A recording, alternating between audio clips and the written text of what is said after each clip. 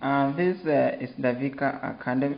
This is the Vika, and we want to see how we can change or try to rectify the keyboard. This keyboard is not operating well. So what I'm trying to do here is to open up the casing of this. This is laptop HP.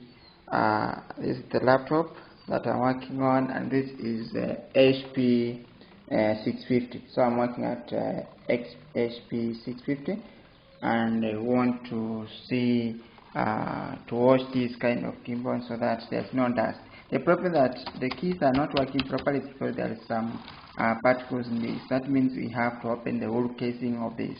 So I want to demonstrate on how to disassemble this in a way of maintenance of this HP 650 laptop. Remember, if you have not subscribed to this channel, kindly subscribe first, and then we follow up the remaining part. So this is it. I have removed the battery. So this is the port from the battery, and we have these ports here. We have these ports.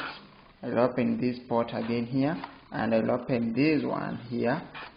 This one, this one, this one, this one, and this one. So I'll be giving you step by step on how to open this casing for the HP 640. Kindly follow.